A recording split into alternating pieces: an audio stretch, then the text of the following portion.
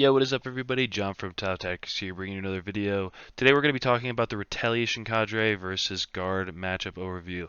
Thought this one was particularly topical, given how popular Retaliation Cadre has been lately, and that Guard is doing so well at WCW. I want to give a shout out to Reckles for the suggestion. I believe he suggested Monka. We're halfway there, but if you'd like to be featured in our next matchup overview series, leave a comment down below. I'll shout you out on the video. And without further ado, let's get right into it. Alright, so guard key units. So first and foremost is going to be the Lehman Russ chassis. We'll go through the data sheets really briefly, but Lehman Russ, I couldn't find a picture of the Tank Commander, but Tank Commander, Lehman Russ Exterminator, then we've got the Aquilons, we have the Tempestus Scions, plus the Command Squad. That unit hits like a ton of bricks. I did not realize how hard that unit hits. And then I also want to give a brief shout out to the common Catachan Jungle Fighter. That's something that Tau can struggle with. Especially if you got like 30 of these guys, they scout, they sticky objectives, they're a real pain in the ass. So that is just a brief shout out. But for today, we're going to focus on the damage dealing aspects of guard and what's most common in those top WCW lists. So first and foremost, the Lehman Russ Battle Tank. Honestly, just pay attention to a couple things here. The battle cannon, that's what they're going to be using. They're also going to get a couple plasma cannon shots if they want them, or multi-meltas, and a las cannon, I believe. It's a lot of shots that kill crisis suits. The battle cannon, as you can see here, the big thing to look at is the abilities. It gets to reroll the hit roll if you're on an objective marker, so you got to be very decisive about when you're actually placing units on objectives, because a lot of times that means that unit is like in a lot of danger of being dead. I believe I don't actually think the Scions have that rule. I think there's another rule within Guard where they're getting rerolls if you're on an objective, might be Kazakin. But correct me if I'm wrong, Guard players. Anywho, long story short, this guy hits really hard. He can get his AP buffed by the other Lehman Russ tank, the Exterminator. There's another way to buff his AP also with overlapping fields of fire, which is a 2 CP strat for guard. If they have a mortar in their command squad, which they always do, they always have access to the strat basically on any unit they want to shoot at. So that's the big thing. Also, T11, 13 wounds with a 2-up save is just an annoying chassis to deal with. So this is going to be one of the best units for dealing with Tau because of the strength 10, so they're wounding on 2s. AP 2 probably, 3 damage. Next, we're going to talk about the Tank Commander. I think the Tank Commander is a huge problem for Retaliation Cadre. The reason being is because if you're taking all up-close weapons like AP5 Meltas, like Sunforge, if you don't have any long-range firepower, you're going to really struggle to kill these guys and not let them shoot back. So you can see their death befitting an officer rule. On a 2-up, they get to shoot back as if were their shooting phase and at full wounds. So they don't like degrade, they don't lose -1 from the hit roll. They're always going to be taking the the Demolisher Battle Cannon. So again, really efficient at killing suits. So we'll talk a little bit about kind of a way that you can deal with them, even if you only have up close shooting. But either way, I mean, if there's multiple of them, it's just going to be a rough day's work. Okay, the Exterminator, again, just like a really great guard chassis for 170 points with a 2-up save, T11, 13 wounds, super annoying, and then increases AP against units that it shoots at. Also just has the added benefit of, again, just really being good into crisis suits with the AP1 3 damage, twin linked, rapid fire 4. It's just a rough day's work.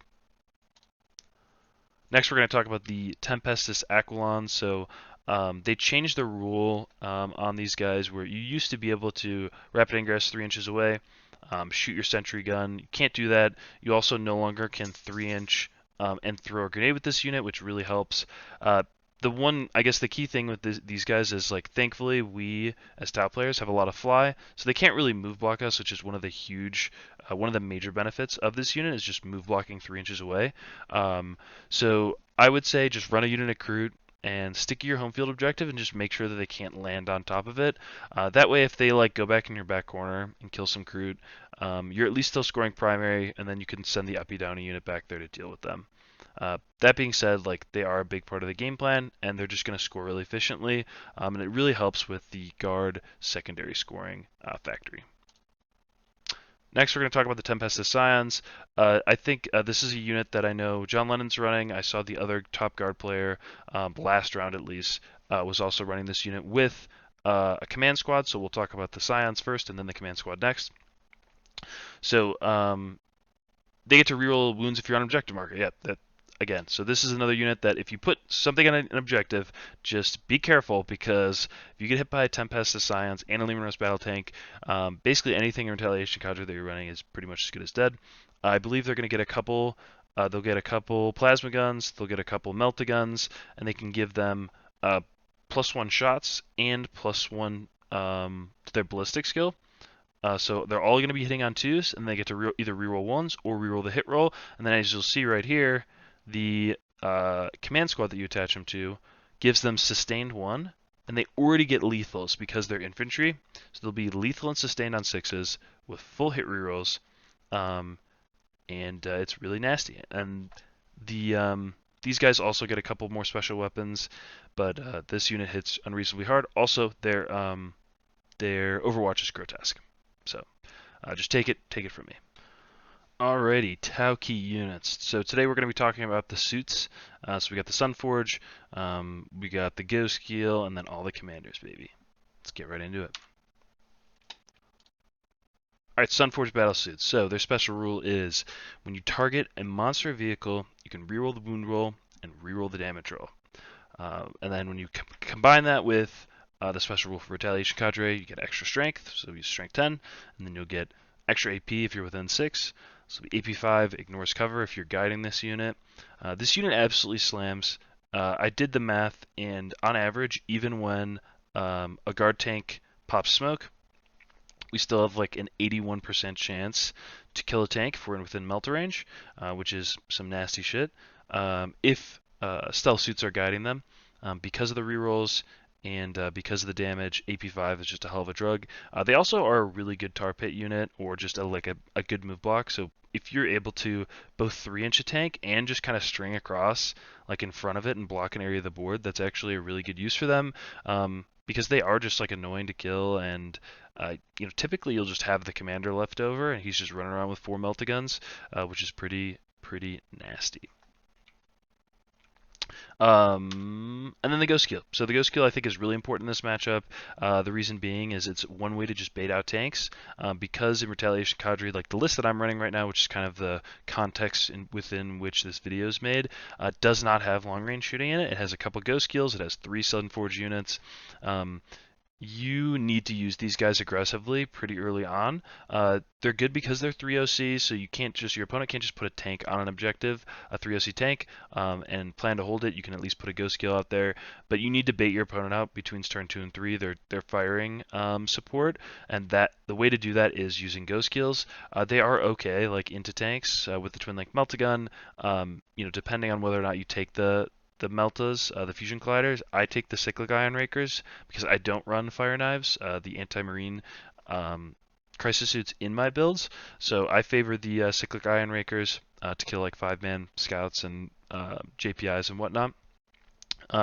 But the one way you can deal with a tank commander is using Ghost Keels. So if you deploy them fairly close and you're able to tag the tank commander in melee, I believe that the shooting out of combat doesn't apply if he's still in combat with you. So what you would have to do is charge the tank commander with the Ghost Keel, survive a round of shooting, which is entirely possible with 2 blanks and stealth, and then bring down a Sunforge unit and kill the tank while it's in combat with the Ghost Keel. So it's not exactly an easy thing to pull off, but it is possible. It's a way to kind of get out of jail a little bit with the tank commanders just picking up units for free. Next, Commander Farsight.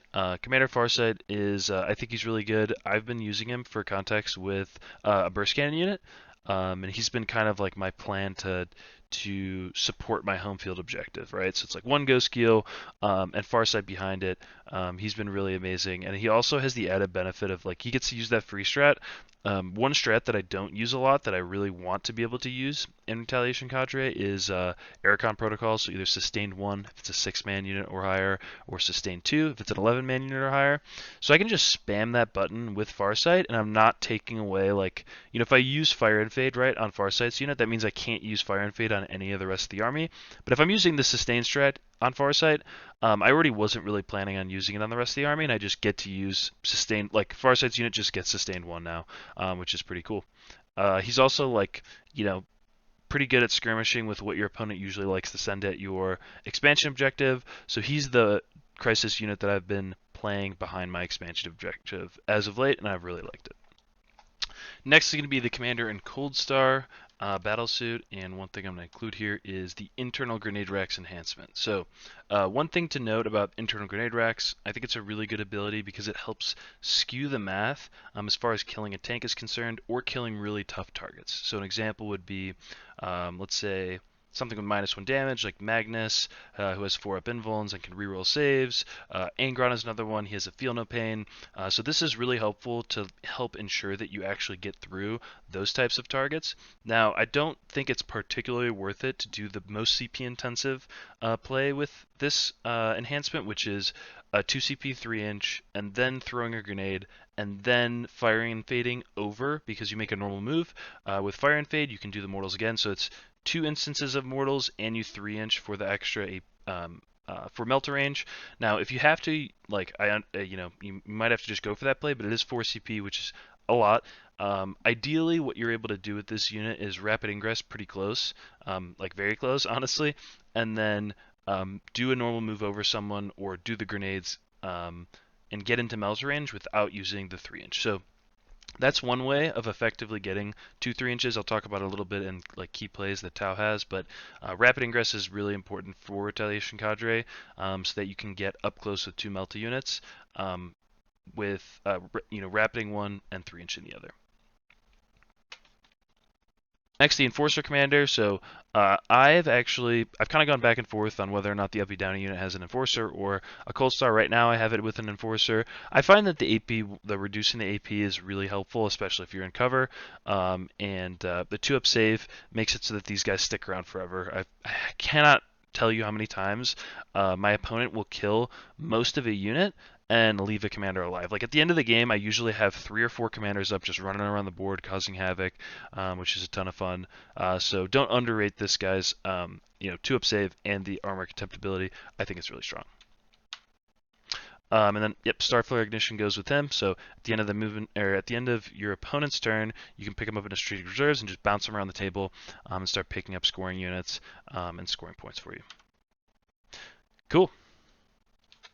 Alrighty, so guard key strats in place. So some of the strats that will come up a little bit. So -1 damage, that is 2 CP, which is pretty expensive. But again, if it's in an important activation like into a tank commander and you only have 1 Sunforge unit, it can be really impactful, especially like making sure that another activation from the Tau army goes into that tank.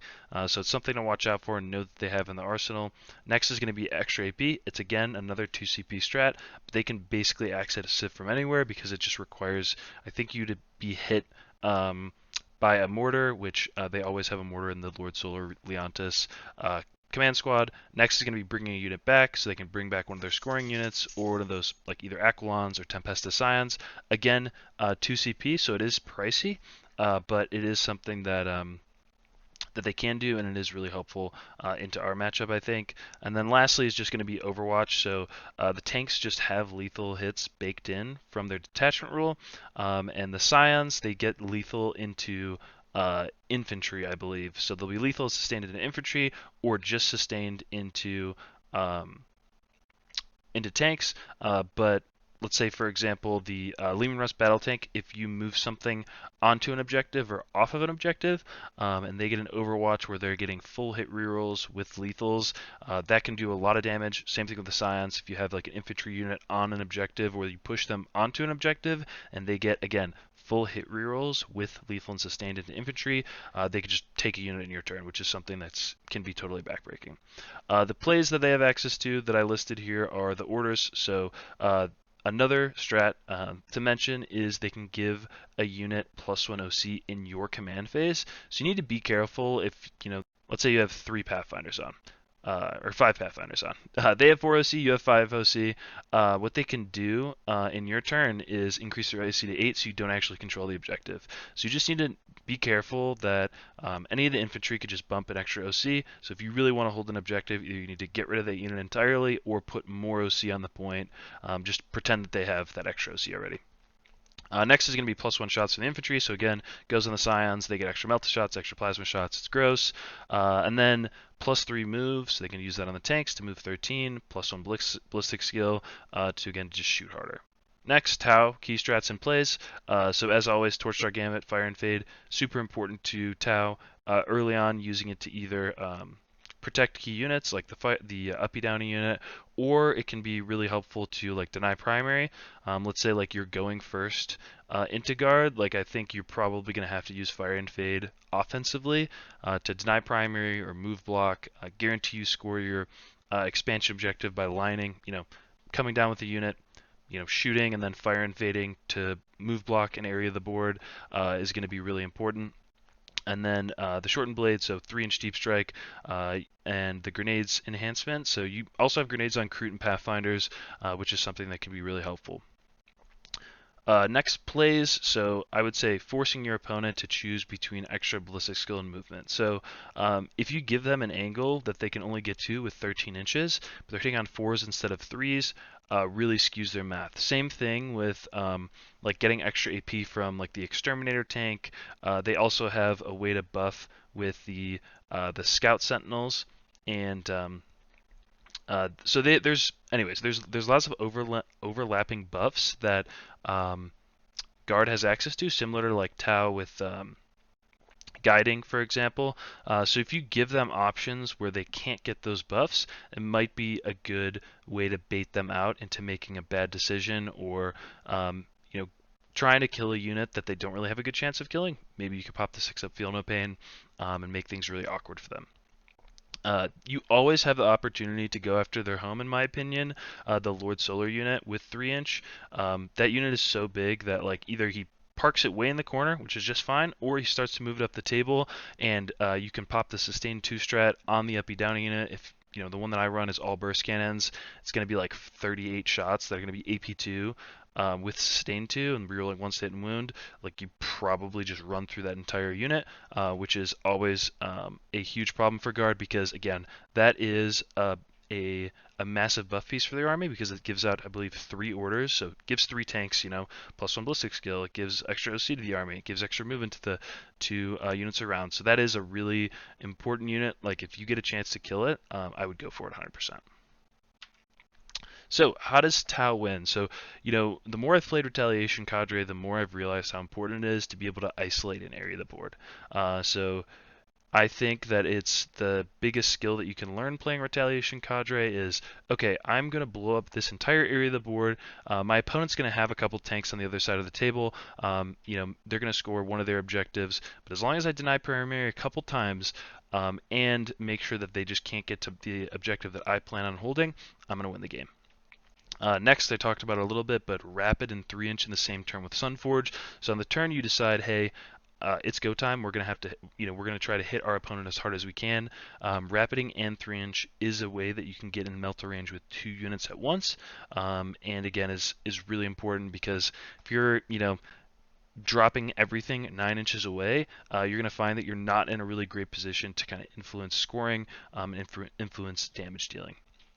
One asterisk to this, I think, is just killing tanks efficiently in the Guard matchup. I think that's really what it breaks down to between Guard and Tau. And one way to help accelerate that process is baiting out tanks with ghost skills. So placing ghost skills on objectives, being okay with losing them, knowing that with stealth and the 2 blanks, it's going to be pretty difficult for tanks to kill those ghost kills. Put his gun in cover just to get the the added benefit of cover there, and it gets really awkward for them. And then lastly, they don't have any fallback and do stuff. So when there are opportunities to charge things, like if they don't have Bullgrin in the list, which a lot of lists aren't bringing them now, charging stuff because they can't fall back and shoot, right? And shooting into combat, again, they're at the -1.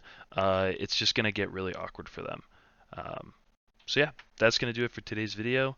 thanks everybody for joining me today. I do have a Patreon, so if you'd like to support me on Patreon, I do have a Discord. The only members in Discord are going to be people who sign up for the Patreon and also people who I've interviewed in the community. So it'll be a tight-knit community, and every couple weeks I'm going to do a game that I'm going to stream within the Discord against one of you, the patrons. So if that's something you're interested in, if you want to see me play 40K, if you want to get a chance to play me in 40K, please support me there.